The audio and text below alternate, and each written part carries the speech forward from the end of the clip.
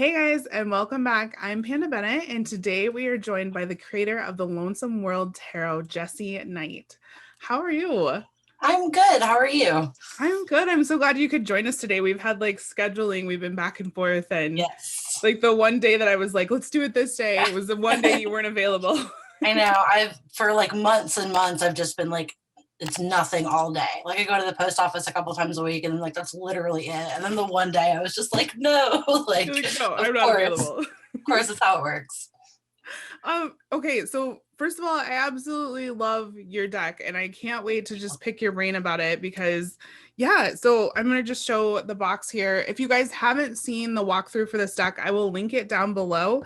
Yeah, so this deck is just so unique, I think, but it's also super readable to me, as in like I can see and feel the traditional Rider-Waite-Smith images. But yeah, how did you come to this deck? Well, I have a background in graphic design. It's like my degree's in, it's what I do. And when I first started reading, I knew that like eventually it would be something that I wanted to do, just as like a fun like project to challenge myself on. And sorry, I'm like losing my train of thought already. Um, I guess when I started working on it, I knew that it was something that I wanted to do, but when I started working on this particular deck, I didn't when I did the first couple of illustrations, I didn't plan for it to turn into a full deck, I guess. It was just kind of my way of like, I don't know, I was in like this weird spot of just feeling like really isolated. Um, Socially, or like trying to reconfigure the way that I connected with people, and was still kind of finding myself in this like weird kind of lonely, like disconnected sort of place. And so I actually, the first card that I drew was the Wheel of Fortune, and I drew it just because it had been like stalking me in my readings at the time. I just kept pulling it over and over and over. And so I was using it as a way to just try and like meditate on that energy, of just patience and waiting for something to come back around. And then it was fun. I kept going with it. And then like halfway through the major arcana, I was like, oh, I have like the beginnings of a deck here, I guess. Like I might as well see it through. Um, so that's just kind of like how it came about. Okay, so I feel very connected to what you said there about like how you connect to people. And I feel like almost everyone goes through that kind of up and down in like your spiritual path where you kind of close yourself off from others so that you can focus on yourself. And also you're like realizing that like maybe like just because I grew up with these people or just because I'm related to these people or I went to high school with these people, like maybe they're actually not my friends or they're not my support group. And so you kind of pull back from people and then you go through this like checking in with yourself. And then you're kind of like, how do I reconnect to people? Like, how do I connect? How do I want to build deeper connections? Or at least for me, like in my spiritual journey, I definitely went through that kind of like pattern. Do you want to tell us at all about your tarot journey or your spiritual journey or anything like that? Sure. Yeah. So I've been practicing witchcraft off and on since I was like a kid, like a little kid, and then really dove into it heavy, just within the last like handful of years. Again, kind of full time. And then actually with tarot, I had only been reading for about a year before I started working on the deck. And so in that way, it was also like a really useful project to familiarize myself with the archetypes in it, and just a way for me to like study and like filter that information through my own brain, to like grasp it, to learn it. Yeah, I don't, it's funny because I don't read as much as I used to before I kind of dove into like the tarot community. I don't know why. I think maybe it's just like a burnout thing. Um, but I've been like kind of picking it back up. And I think also too, one of the things is that I I get hung up on reading for myself. Have like weird, um, it's hard to feel, let me rephrase that. Sorry, my brain is like scattered in 1,000 directions today. It's hard sometimes for me to break through, like whether it's hard for me to read for myself because I can't break through whether I'm just like seeing what I want to see in it. And so most of the practice that I had reading was reading for other people. And just with the pandemic and everything being so isolated, it's I don't see anybody anymore. So that's probably one reason why I haven't been reading as much lately. So I 10,000%, like, I just get everything that you're saying. So like people don't really realize how much energy like reading takes. Like it just really is. I mean, it's energy, and especially when you're reading for other people. So like for me with the, like the quarantine and the pandemic and everything being different, and then we went through huge, social issues, racial issues, like I just didn't have the energy. I stopped reading for a long period of time. But then also it wasn't like I could go sit down and read face to face with people anymore either. And so I couldn't connect with people like that. So yeah, I even tried like doing like online readings, like pick a card readings and stuff, which I'm really not comfortable with because it's very different when you sit down and you talk back and forth with someone to do a reading and you filter those emotions and their feelings and what resonates with them, and then just sitting down by yourself and doing a reading for the collective with no feedback to a camera. You know what I mean? It's very different. Absolutely. And but like that's kind of where we're at, or that's where I'm at, because I mean, of this pandemic and COVID and everything. But yeah, and so then I just, with everything and the overwhelm and the huge change, the like socially, because like now we all work from home and the kids are at home, and we don't get out the same and don't connect with people the same. I mean, I have friends that I haven't seen in so long. And yeah, so it was like a really big burnout for me as well. I think a lot of readers felt that, a lot of spiritual people, a lot of the witchcraft community just experienced how much energy that was taking just to take care of ourselves, and then you didn't have Absolutely. anything left over to like to do tarot, to do readings, you know what I mean?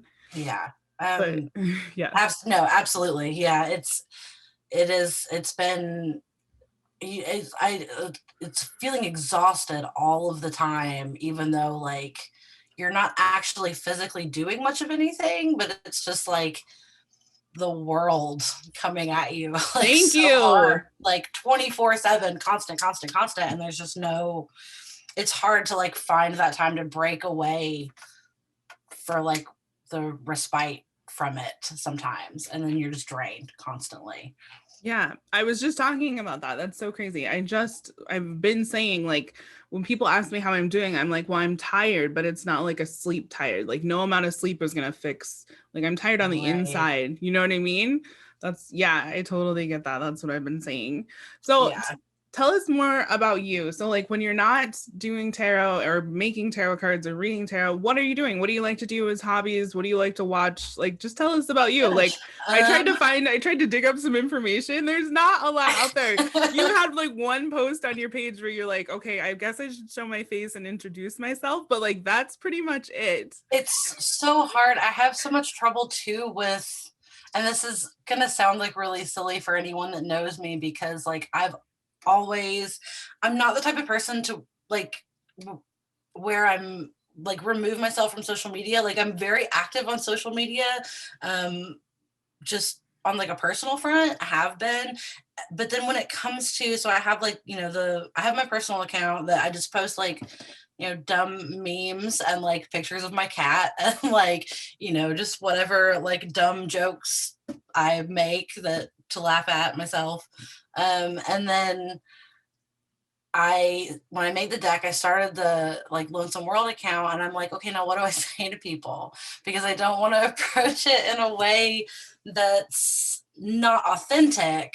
But then I'm also like, it's like this weird social anxiety, I think, almost, where it's just like, I don't know like what to say. So I'm trying to get better about it. I'm trying to put myself out there more.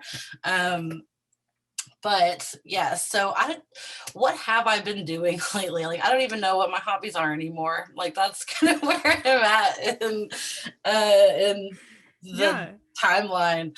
I play a lot of video games, Tell me watch. what type of games.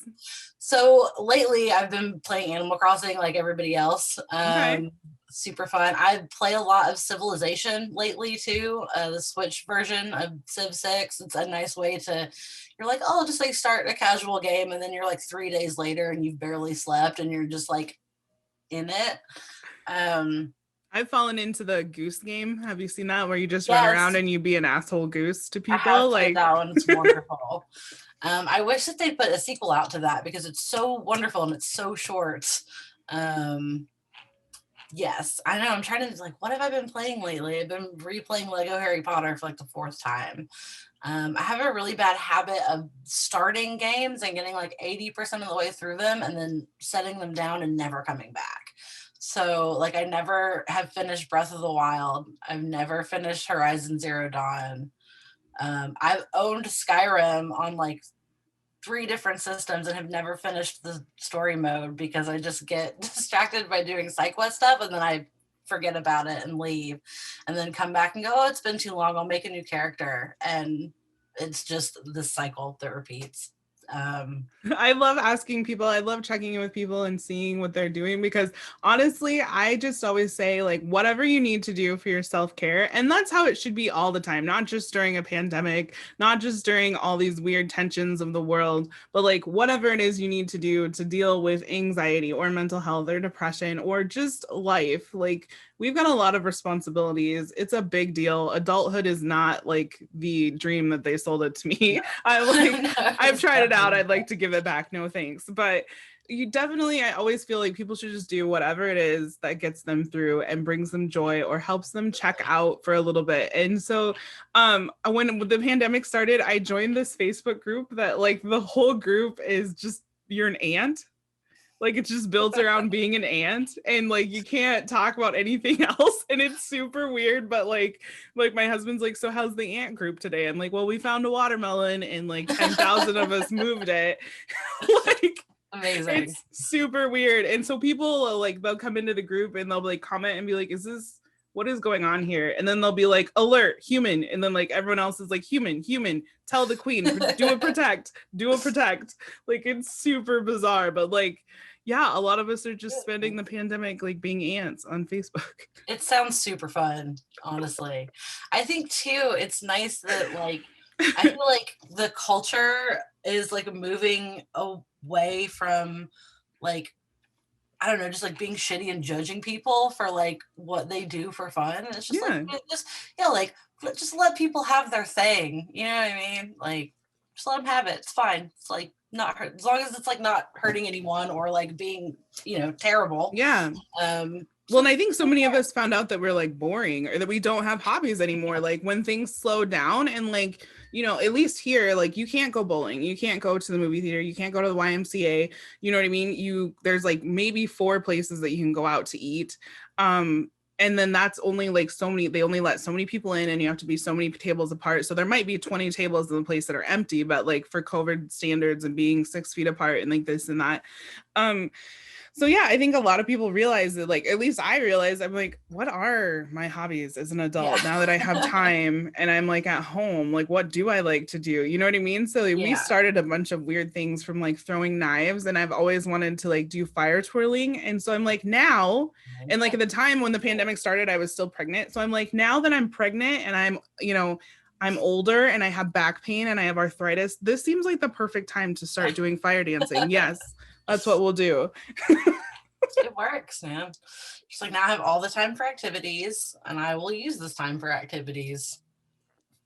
Yeah. So, okay. So tell me, so when you were putting your deck together, I'm going to show some of these images. So I absolutely love, like, I feel like the elements are so well represented, but like you see this image or the symbol here throughout, like, what is that? Is that like the universe or like? So that one is air specifically. So you'll see that's that exact same element repeated in the swords a lot.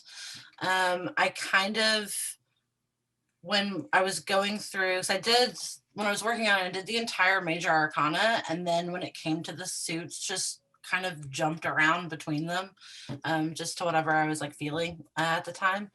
But I kind of was like, well, if I'm going to do this, like I feel like the elements were like really central to the Rider-Waite-Smith, in terms of like reading it, or like layering in like subtleties, in the meanings. So I just was like, well, I'll create a system, of like element representation. And so I feel like the fire and the water are probably very recognizable, instantly, but then there's air and then earth with the vines and the flowers. So yes. Which I loved. Yeah, I loved how some of the cards are really like light and open, and then some of them were like completely, their background is completely black. I really like the differences flow together really well, which if you're a designer, I mean, I'm sure I would never be able to come up with this. That's why I don't create anything, but it just goes together so nice, and it has such a nice like flow when you have all of your cards laid out like for a spread or on the table for a reading. It's really beautiful. So once you decided to bring this into the world, like what kind of things did you run into with, I know that like for a lot of the people with the pandemic, they had trouble finding printing or shipping or like this and that. What did you run into? What went really well? What did you learn? That kind of stuff. Honestly, I didn't run into a ton of delays, pandemic wise. There were some shipping issues around the holidays, but I feel like everyone is like feeling that too. But it was definitely a learning experience. I funded the deck on Kickstarter, and it was my first time like crowdfunding anything, and I like fully expected like, oh, maybe like a handful of my friends will like want it and like back it, and then it ended up funded, I think in like 6 days it was fully funded, and I was just kind of like, whoa, wait, what's happening? Like what's how, and so yeah, it really wasn't a huge problem. I feel like I had some experience, when I was in art school, obviously not to this scale, but like sourcing printers and things like that. So it wasn't, It like wasn't brand new to you. yeah, like it wasn't a super difficult process. And I as the Kickstarter campaign was going, it allowed me some time to just like, research around and, figure out like sourcing and stuff. So, yeah, I think it's definitely, I mean, it has been a learning experience. I've had trouble keeping them in stock, which sounds really like I was humble just gonna bragging say, weird. Yeah. no, I was just gonna say I saw the sold out thing a couple of times come up through Instagram. So like, are you sold out right now? I'm sold out right now. Um, That's good for you. That's bad for you guys that didn't get the stack. But are you gonna it will be restock? back in stock very soon. Okay. Yeah, I'm like working hard on it. I think so. I've done 2 print runs so far, and I think that I've just underestimated both times like what the demand is. That has to feel good though. It does. It's, I don't know, it's still kind of surreal. Like literally every sale that I make, I'm like shocked, like fully shocked every time. Like my partner is so sick of me being like, new sale every time the notification pops up on my phone. He's just like, yes, okay, like it's fine.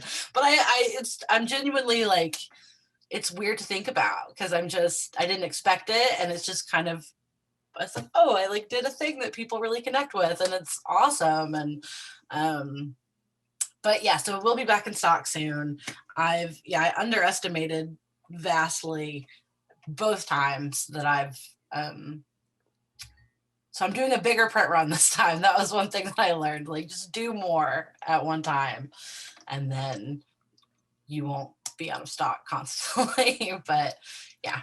So what else do you do? Okay, so is it under Ghost Party Studios? Is that what it is? Yes, on Okay. Etsy. So what else do you do under that? Like, because I know that you sell and create other art, right? Yeah. So I have like one enamel pin that I've done, a handful of stickers. I'd really love to do like more pins. I'm looking at getting like patches, doing patches soon, little button sets, things like that. But yeah, I just like to, I don't know, I get excited about like making art into things. Yeah. It's like a weird way to put that, I guess, but it's awesome to like kind of see something come to life like that and Right. just be exist as a physical, tangible object in the world. Well, yeah, it's a part of you that's out in the world that other Yeah. people are connecting with. I mean, that has to be huge. Yeah, it's awesome. It's, I don't know, it's weird to talk about. I feel like I get like all like flustered and embarrassed talking about it, I guess. Like but it's awesome. I mean, it is insane and means like so much to me that people have connected with the things that I make.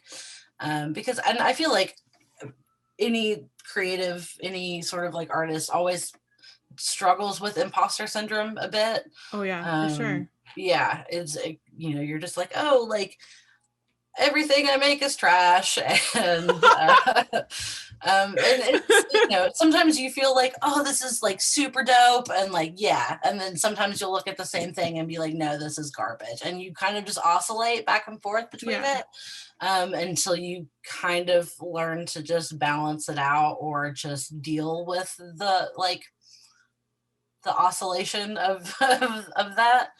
I tell everyone, like, if they're ever dealing, if you ever wake up and you just like, you woke up sitting next to imposter syndrome and you like hit that wall or you're down, I tell everyone to get a hold. I love to cheerlead for other people. So like when you feel like that, you get a hold of me and I will hype you up because it's so not true and it's definitely not trash. Like I've seen your stuff. It's amazing. But yeah, I know that everyone deals with those type of insecurities that can creep in. Yeah, for sure. Yeah, it's just one of those things, I think, that is just part of it, just goes along with making stuff. But so I'm doing that. I am working, I don't want to say too much about it, like don't want to go like too into detail about it because things will probably shift and change a bunch by the time I'm done with it, but I am working on another deck. It's an oracle deck, which I'm really excited about, just because I'm excited about the opportunity to build out the system of it. Because like working on Lonesome World, obviously it's heavily based on the Rider-Waite-Smith, and so it was nice to kind of take that like already built framework and like archetype system and reinterpret that. But with an oracle deck, it's like you're kind of just starting from scratch completely. Free range. Yeah.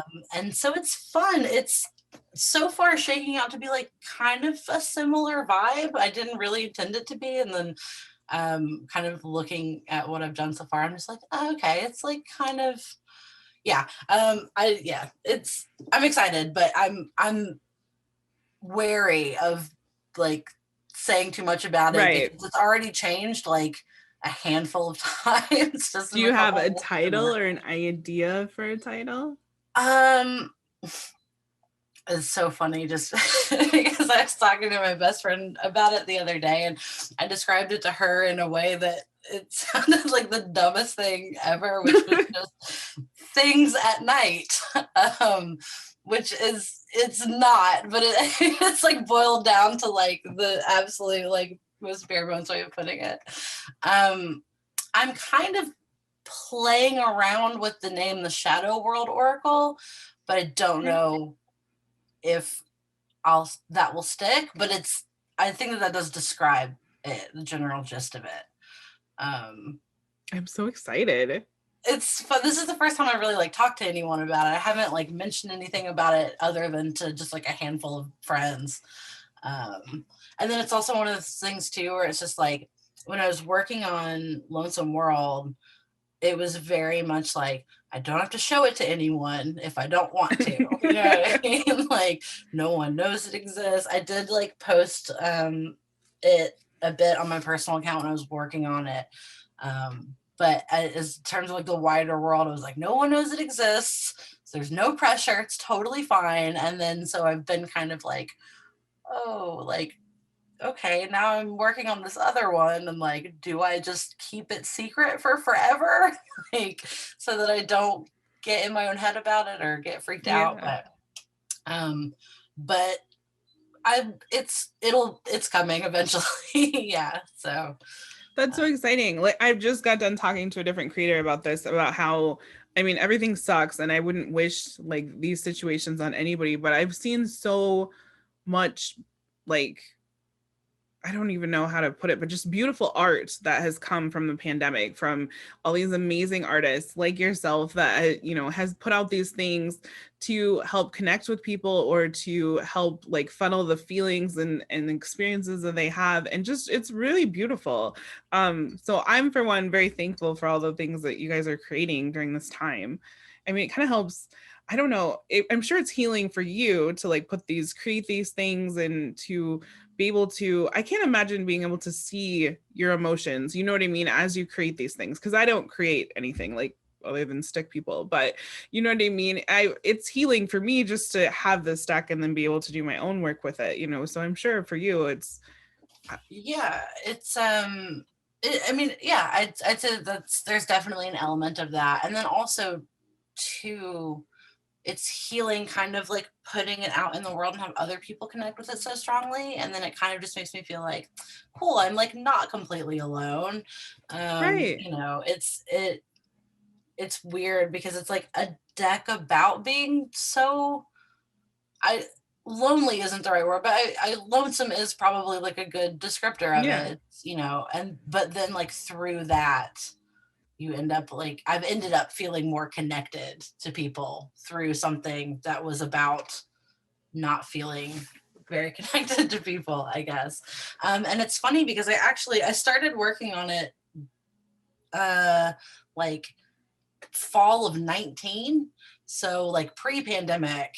And I just would like pick it up and put it down. And then once the pandemic set in and we were all isolating, I had time to really like work on it and finish it. And I was like, oh, this is like serendipitous. Like, of course, like now that we're all isolated.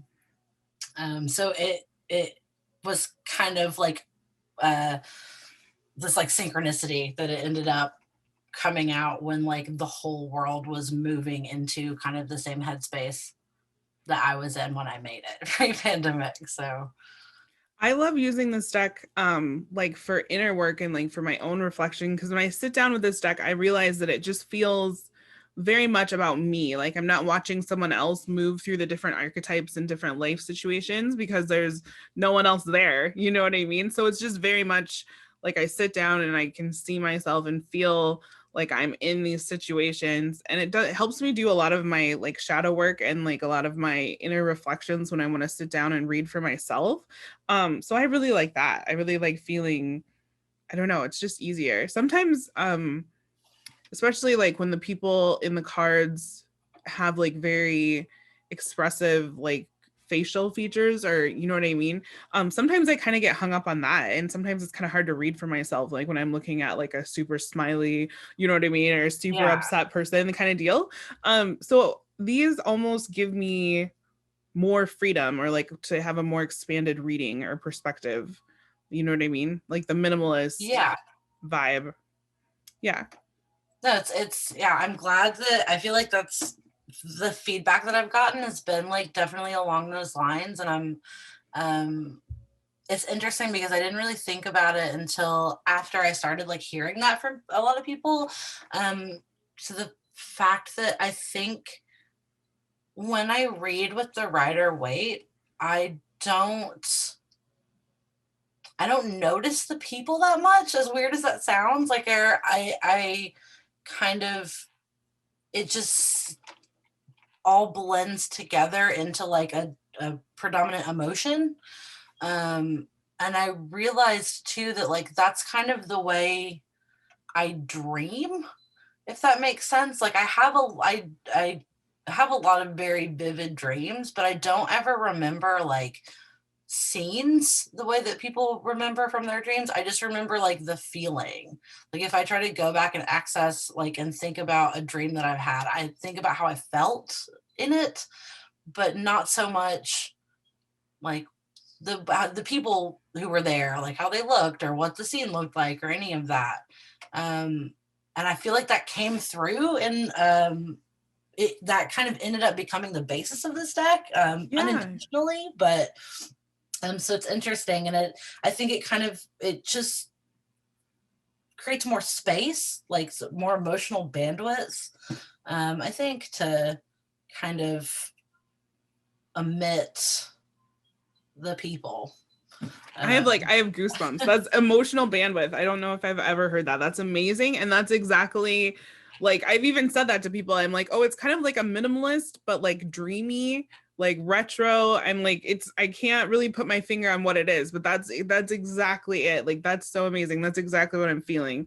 I love it. Like, to have that much emotion, which, you know what I mean? Because there's no people in here. So like to have that much emotion, but that's exactly how it is when you come from dreaming, which is funny because the other thing that I do aside from shadow work sessions is dream interpretation. I'm super big into dreams, and what they can tell us like from our unconscious. But yeah, that's really cool. I like emotional bandwidth. That's awesome. Yeah. I don't know. I feel like I get like weirdly wordy talking about stuff, and I don't know if it's just like the art school kid in me. It's just like, I'm just gonna have to write paragraphs about like everything that I make. But yeah. Well, and that's why I like to sit down and do these, because I mean, people, there's always a write-up that comes with the decks and that kind of stuff, but I'm like, I want to know who created this deck and where it came from and like their experiences or their emotions that like brought these things forth, especially when they created all of this, you know. And there's just not a lot of opportunity for people to sit down, especially like indie creators, to like sit down and like introduce themselves and like talk all about it. I mean, I think it's super interesting, like, you know. Yeah, it's crazy to like have the opportunity to do it. And yeah, I think too, like I that's why I'm kind of just like, oh, I don't really know what to say, because it is like a rare opportunity where I haven't had a lot of haven't been like prompted to talk about it a lot. And I'm also just the type of person where I'm just like, here's the thing, enjoy, and like just don't I don't know. Yeah, I almost feel just like, oh, like people don't. It's fun. Like nobody cares about why I made it. It's fine. It's just okay. But not. I mean, it's I guess like self-deprecating, but in a way that I'm just like, oh, it's it's just casually. Here's a thing. Sorry, I don't know. That's so funny. Yeah. No, we definitely care. The tarot community definitely cares. And I think that like as people become more aware of things, I mean, they really care who's behind the deck. I mean, I know that I do. Like, I'm done giving money to mass market things that are just crap and to creators that are homophobic, and you know what I mean, or we're just not supporting crappy people anymore. And so like I think it's so beautiful to sit down and like get to know these creators and these people that are putting out these decks that are actually doing these from real spiritual experiences and filtering real emotions and not just like trying to make money. You know, like I always throw back to Doreen Virtue, who I could go on forever about that situation, but I mean those type of creators that are just out to make money off of people, and you know what I mean. Yeah, so I really appreciate it, and yeah, we are interested in what you have to say. So what advice would you have for any aspiring deck creators? So what would you tell them that you've learned or that you picked up or that you would recommend? I guess first maybe just do it. I've had a lot of people be like, oh, I've been like thinking about making a deck, and I'm like, you should just do it. Just sit down and do it. No matter like, you know, I feel like too, people get intimidated because it's, especially if you're doing like a traditional deck. I mean, it's 78 illustrations. It's a lot of just work in general. But it went by really quickly, like, because you just kind of get in your groove of it. And then like, before you know it, you're like, oh, it's like done. What?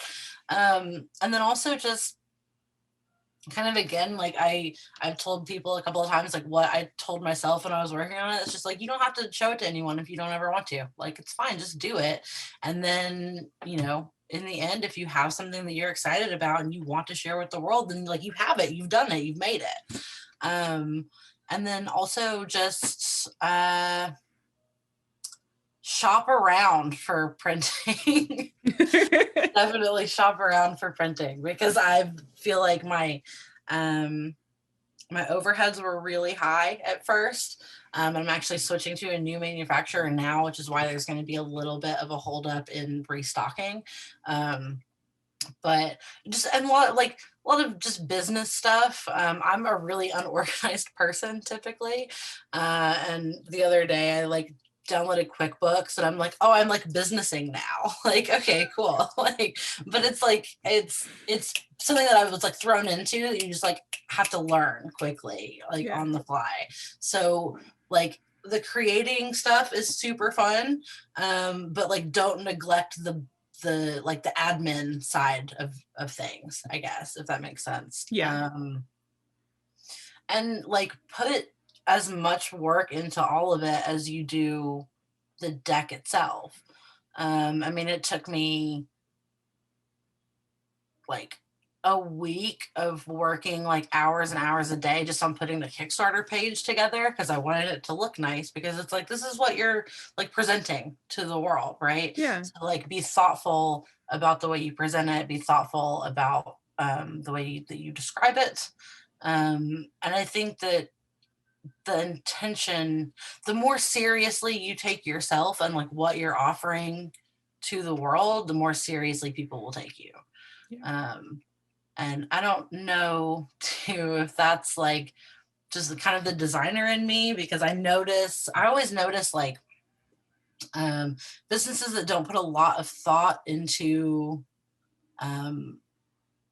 like branding, or like just kind of the way that they're like putting themselves out there, makes me not trust it, because it makes me feel like if you're not giving that attention to like the public face of what your business is, then what kind of attention are you giving to like how you run it? Sorry, I went off on like a little tangent there. No, that's okay. That's why we're here. But yeah, is there anything else before we go that you want to add, or people to know about you or your deck or anything like that? Not really. Will your Oracle deck be on Kickstarter? Yeah, you think you'll kickstart it? Okay, most likely. Yeah. So guys, I will put all of Jessie's information and the Lonesome World page down below so you can follow her, see updates and the restock for the deck, and then also hopefully follow along for the new Oracle deck, no pressure, and maybe some more personal posts to learn about Jessie and her life and her cat. I know you have a cat. Yeah, he's my whole world, honestly. I'm way too obsessed with my cat. Oh, love my life. He's an old sleepy baby. What's his name? His name is Kitten, because I'm super creative. I love it. That's amazing. I have a black cat. Her name's Raven, because I'm also super creative. But yeah, so thank you guys so much for joining us today. Again, this is Jessie of the amazing Lonesome World Tarot. Thank you for joining us and for taking this time and putting up with scheduling mishaps and everything. Well, thank you so much for having me. It was super fun. I'm glad we got a chance to sit down and do this finally. Yes, it was beautiful to meet you, and we will see you guys back for another video. Bye.